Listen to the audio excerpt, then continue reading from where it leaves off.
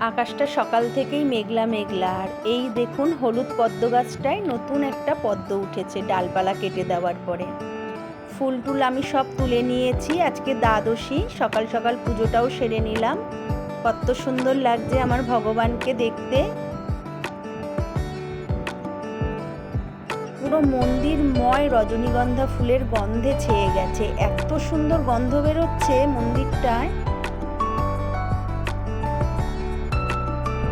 শুধু ফুল দিয়ে সাজানোর যে সৌন্দর্য, মালা পরালে তার দ্বিগুণ বেড়ে যায়। এতটা সুন্দর লাগে ভগবানকে দেখতে,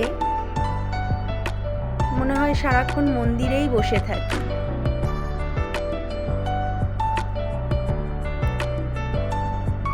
আজকে যেহেতু নিরামিষ, আজকে আমাদের বাড়িতে আসবে দুজন, তার জন্য রান্না করেছিলাম সাদা পোলাও। কি সুন্দর ঝরঝরে হয়েছে দেখুন। সঙ্গে ছিল একটুখানি সাদা আলুর দম, আর রয়েছে এখানে নবরত্ন কোরমা।